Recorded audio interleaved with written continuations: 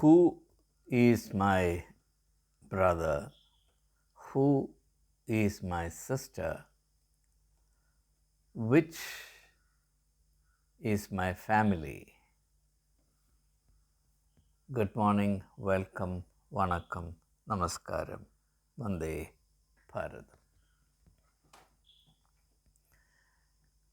You might think it's strange that I raise a question like, who is my brother? Who is my sister?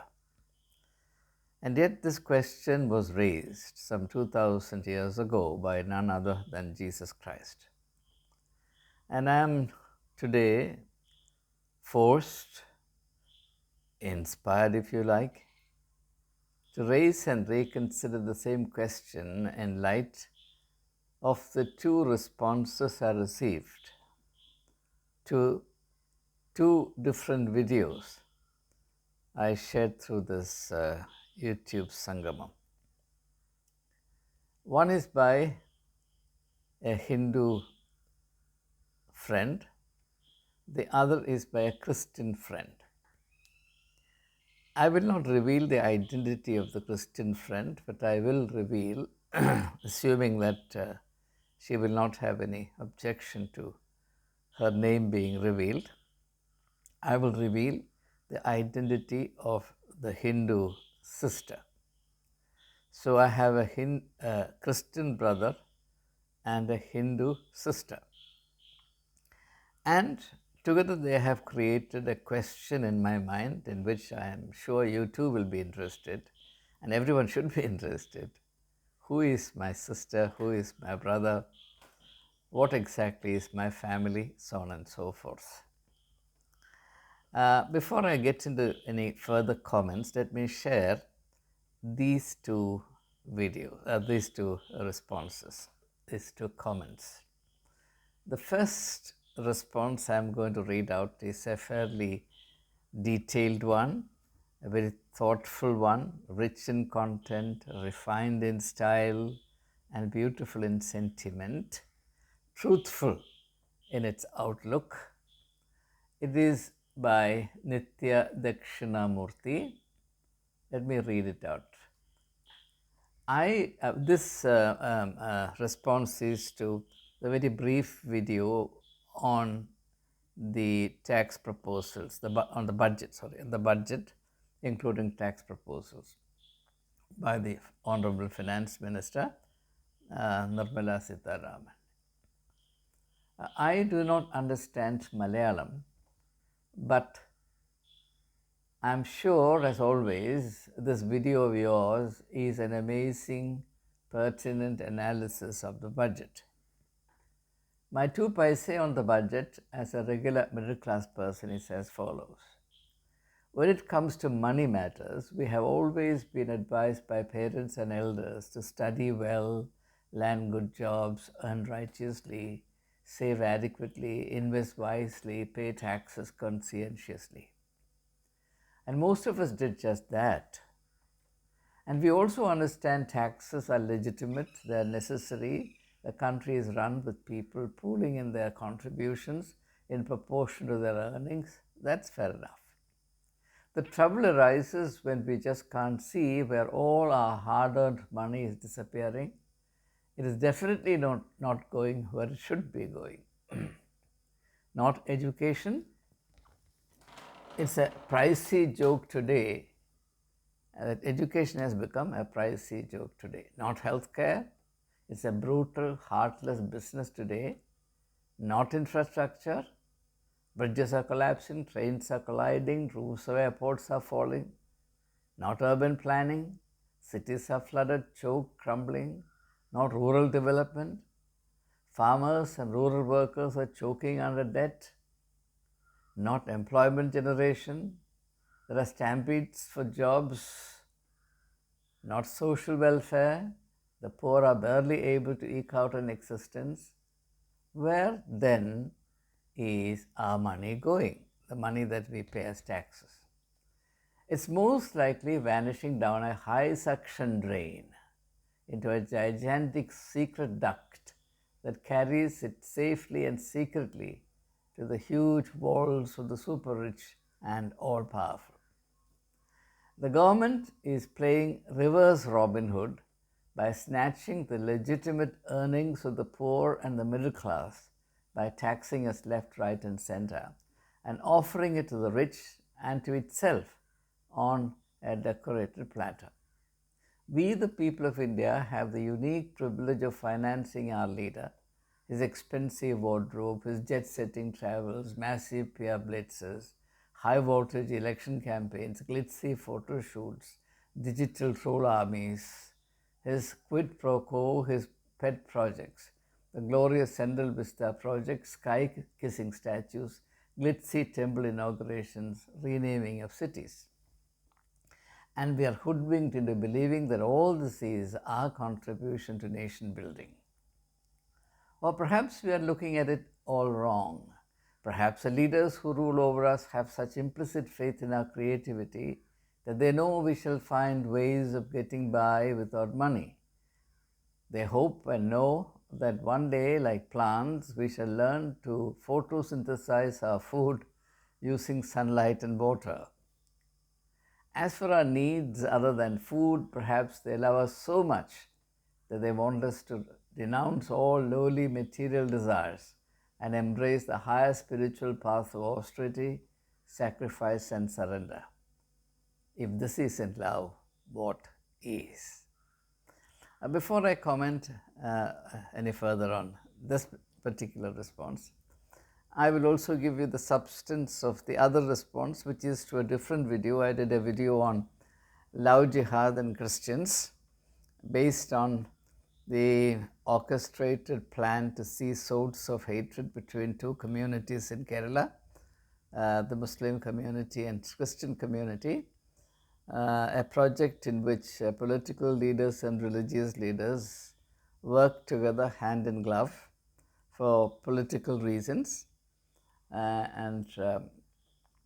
When I looked at this phenomenon strictly from within the framework of Jesus' teaching and explained why Jesus has taught us to love even our enemies, and why the Bible as a whole says, do not bear false witness to your neighbor. The response from a Christian brother is, are you on the payroll of the Muslims? Are you on the payroll of the Muslims? Now, these are the two responses I would like us to consider. And I'll also indicate at the end why I thought we should consider this together. We must do so without any animosity, without any sense of grievance or bias, as I have been saying repeatedly. Admitting bias or grievance or animosity into the temple of our thoughts, the sanctum sanctorum of our thoughts, is to cripple and disable us in relation to thinking truthfully, which I believe is fundamental. That is, thinking truthfully is fundamental to our freedom.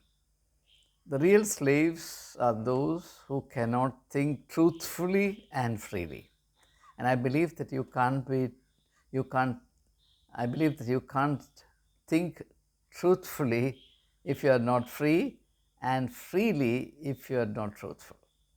I hope that connection between truth and freedom is clear. Much needs to be said on this, but again, since that's not the main thrust of this small video, I don't propose to embark on it.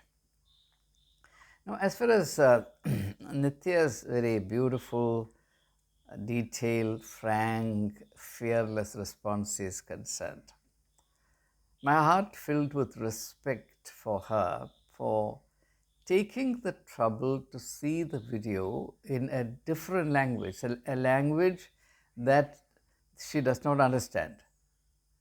It amazes me that she put up with the botheration of having to see a video in a language which is not hers, and still struggling and to a large extent succeeding to make sense of the video. She must be a particularly intuitive person. At any rate, she is quite obviously intellectually very keen, and I think it's a blessed state to be in. Now, I ask myself the question, and I think each one of us must ask ourselves this question. If you and I come across a video in a language that we do not understand, will we see it? The answer overwhelmingly is no. Given that, how does it come about that somebody does the contrary? Surely it says something very special about the person concerned.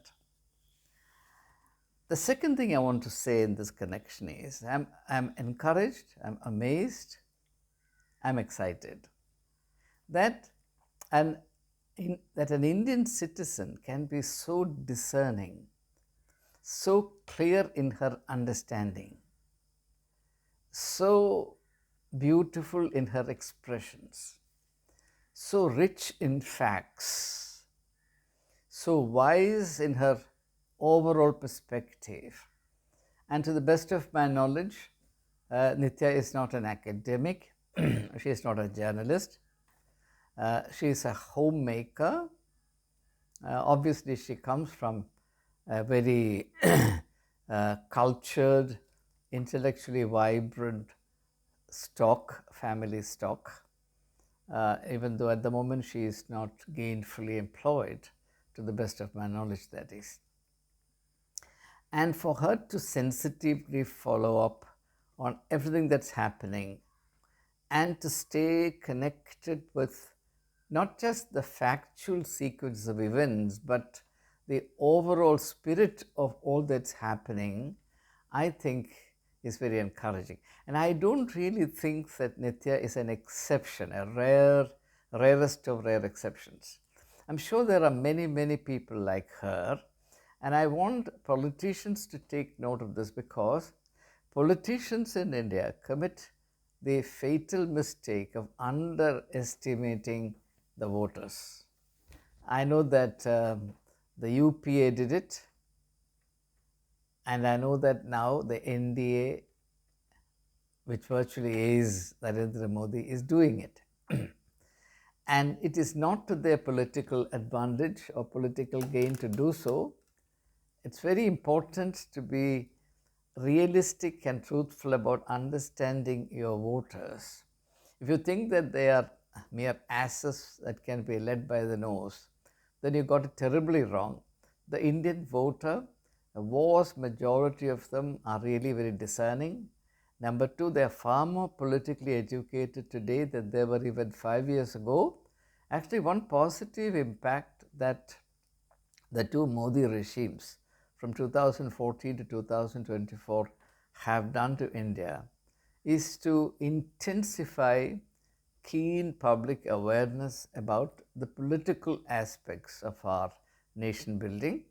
And thanks to that, today a far greater proportion of the citizens in this country are politically very highly educated.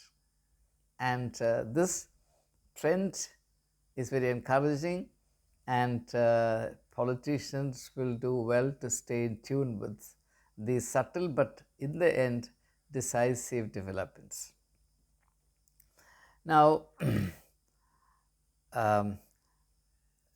Nitya's response also compels us to understand that among the well-to-do people who are not communal, who are not politically biased, people who are really interested in leading a dignified, fair life, without aligning themselves to any camp, without selling their souls to any particular ideology, people who want to be human in their outlook, in their understanding, in their life strategies, in the overall vision for the country, they do not appreciate the negative, the vituperative, the calumniating, the gall and bile kind of stuff that's put in circulation in public life. Look at the refinement. In fact, the one word that was all the time dancing in my mind as I read this response is refinement, refinement, refinement. Now compare that degree of refinement from a citizen with the crudity that was on display through the election season and even thereafter. Why can't politicians in our country speak with the kind of refinement that the citizens of this country are capable of? Ironically, citizens do not seem to be capable of the degree of crudity that we find flaunted by our political leaders, and that they're supposed to be leaders. Who is a leader? Now, again, forgive me for going back to the Greek context. I happen to have a classical bent of mind. According to the Greeks, a leader is one who actually brings out the best from his or her people. In those days, there were not women leaders, there were only men leaders. In fact, the Athenians, Greeks in general, the Athenians in particular, believed that the life of their political leaders, particularly legislators, should be such that their life should constitute lessons in moral education for the society at large. That is, each political leader must also be, by his life and example, a teacher of manners and morals to the people of Athens. That was the expectation enjoined on every political leader. Use that as a yardstick with which to measure our political leaders today. How will they fare? I'm sure that they're unaware of this. Otherwise, if they were, they would actually curl up in shame. So it's very important for political leaders to realize that the age of crudity in public life is over. People are getting far more enlightened, civilized, cultured, and they expect, in the language or the words of Matthew Arnold of the 19th century England, sweetness and light from public life. Sweetness and light. In fact, Matthew Arnold says that the problem with modern culture is that it's become a culture of the Philistines. A Philistine is one who is utterly insensitive to the beauty and nobility and refinement of life. He revels in crudity, something like the swine in the animal kingdom. This Philistine distortion of modern life and culture is something that Matthew Arnold anticipated and denounced. Unfortunately, rather than heed the voices of such wise poets and thinkers, culture has taken a very regrettable turn, and without knowing it, we are all potential or real victims of this cultural degradation. Whenever a culture comes to reposing its faith in violence and all that goes with it, untruth goes with it, cruelty goes with it, injustice goes with it, inhumanity goes with it. The moment a society takes the path of violence, or the moment human mind is infected with the virus of violence, the entire way of life, the whole culture, takes a turn towards the crude, the vicious, the boorish, and the lumpen. But the great thing is, and that's why I thought I would draw your attention to this response, the great thing is that far more than we realize, to a far greater extent than we realize, this substratum of refinement and nobility does exist in the mind of Indians. That's why this country is great. That's why India is great. This cannot be eradicated. This substratum of goodness, this reality of sweetness and light cannot be eradicated by politicians, no matter how hard they try, what degree of propaganda blitzkrieg they unleash on the people of India. This residual goodness will remain, and I believe will prevail in the end. So that is the reason why, in order to encourage all of us, that's the reason why I thought I should share this response with all of you. Now coming to the second response, I do not want to say much about it. You see, what my dear little friend does not realize is that there is a vested interest at work wherever attempts are made to play one community against another. That much common sense I would expect even from an illiterate person.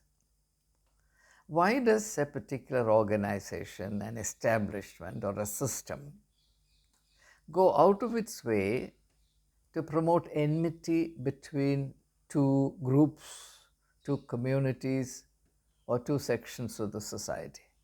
Do you think it can be for good intentions? Do you think if this agenda succeeds, the outcome will be beneficial to anyone? Please, please, please understand.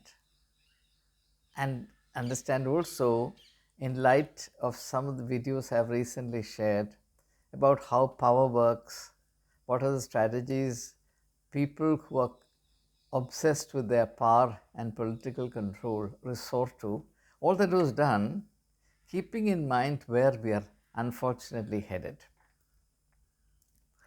Now, in one of the videos, I said that the foremost strategy used by those who capture the center of power and who wants to perpetuate himself or herself in the prime seat of power and who wants to exercise unending control over all the subjects, users, is the strategy of fear.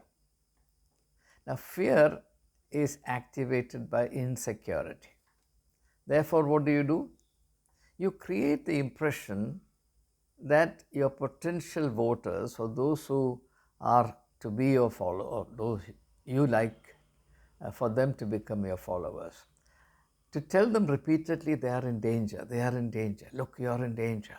Somebody is standing out there with a hidden knife, and anytime he will stick that into your stomach.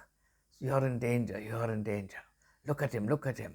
He is looking at you in a particular manner. Look at her, she is smiling. That behind the smile there is a snake. This kind of devious strategies to activate irrational, baseless fear. And if you really go down to the bottom of it, you will find that there is absolutely no substance to this propaganda aimed at infecting a particular target audience or a target community with fear. Now, this response from this Christian brother of mine was in relation to a video I shared with you under the title, Love Jihadum, Christians and Love Jihad.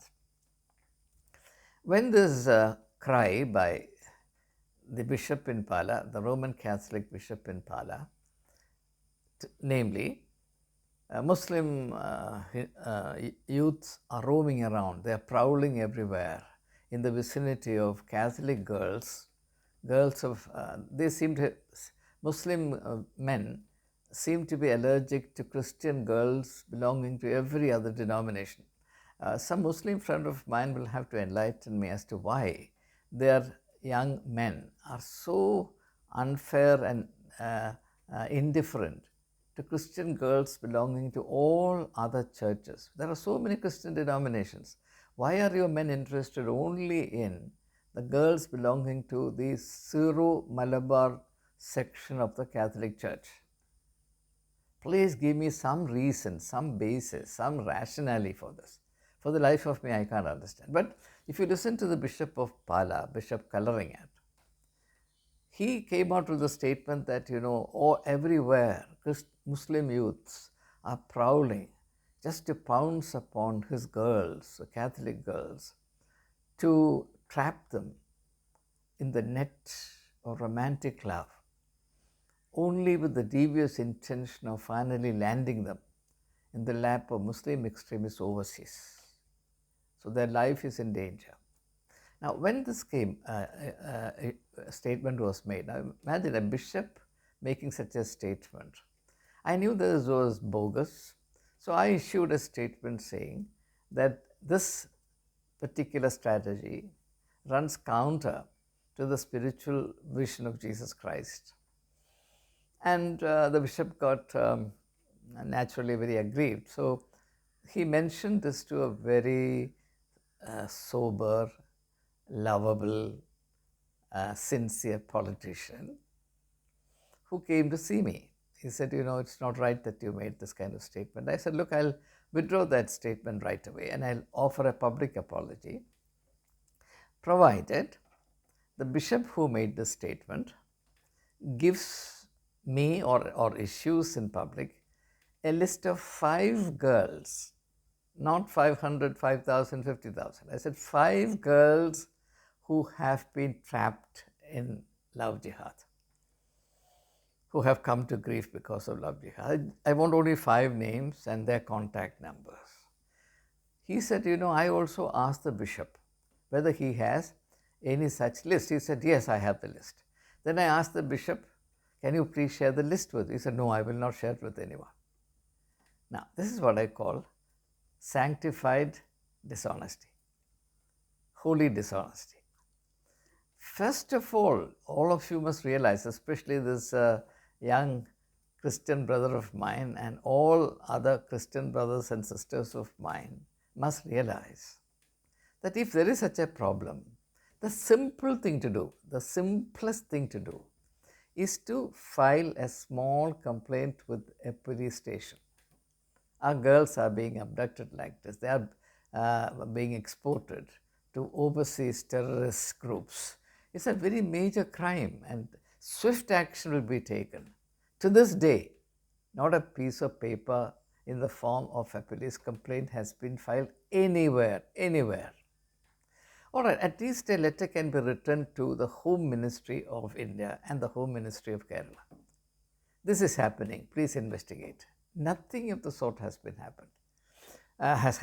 The bishop made a statement only for the consumption of the media, knowing that the media would be very gleeful and glad to carry it, to broadcast it to the business and bosom of the people, the Keralites everywhere, and that this would only have the effect of driving 2 communities apart.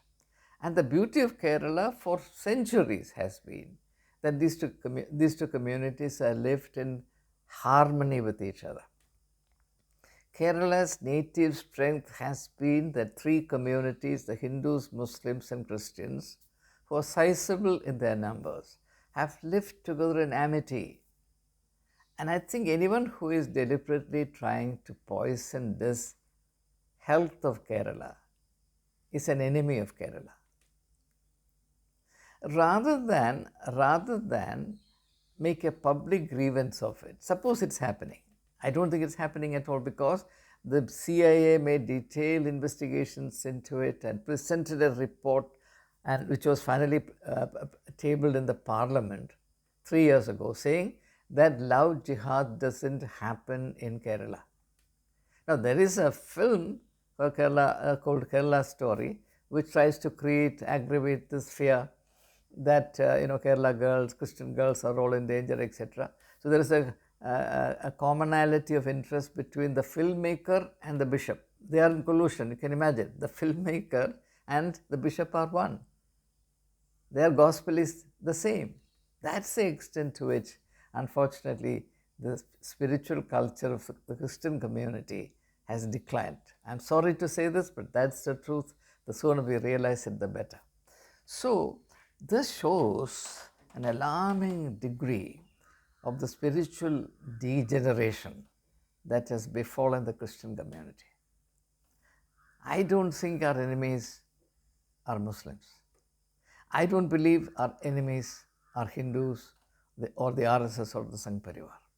I believe sincerely, on the basis of strong evidence and very substantial examination of it and due reflection, and I say this with all the responsibility I'm capable of, I believe the Christians are becoming their own enemies, be that as it may. Now, let me come to the question with which I started this video. Who is my brother? Who is my sister? My dear friends, I have to say this to you. I feel closer, happier, one in spirit with Nitya, who is going by her name a Hindu, than with this Christian brother of mine. And therefore, I use this opportunity to make a fervent appeal to everyone. My dear friends, my brothers and sisters, the time has come for us to discover a new home, a new set of kinship, a new grammar of relationship. My brother and my sister. And this is a question that Jesus raised. It's not the question that I'm raising. I'm not the first to raise this question. Jesus said, who is my brother? Who is my sister? Who is my father? Who is my mother? He says, are they not those who do the will of God? What is the will of God? That all people should live together in amity, that they should love one another, that there should be unity among people, and they should try and maximize human welfare and cover the face of the earth with justice and peace. In fact, there's a vision that justice and peace must flow like two rivers, nourishing the whole of the earth. That's the vision. And today I feel closer to anyone, irrespective of all other labels. I feel closer to those who stand for this spiritual identity as children of God, whose heart is attached to this spiritual mission of covering the face of the earth with the river of justice and peace. The agenda of spreading hatred in order to garner political or electoral gains out of it is the diabolic project. I wish to have nothing to do with those who are in that game. I feel a state of maximum alienation from it. No, I'm not interested in political or electoral bookkeeping, profit and gain. That's not that's not where my heart lies.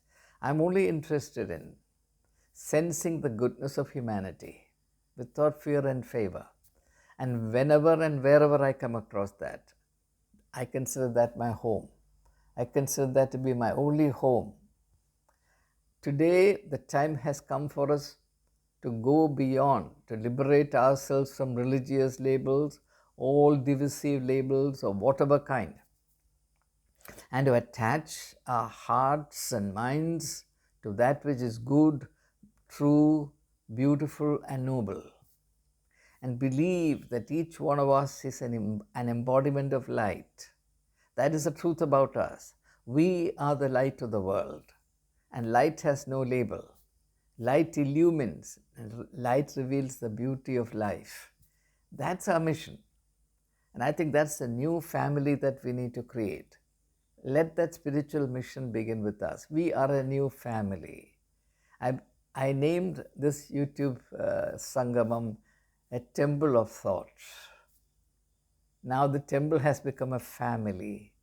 The temple has become a family.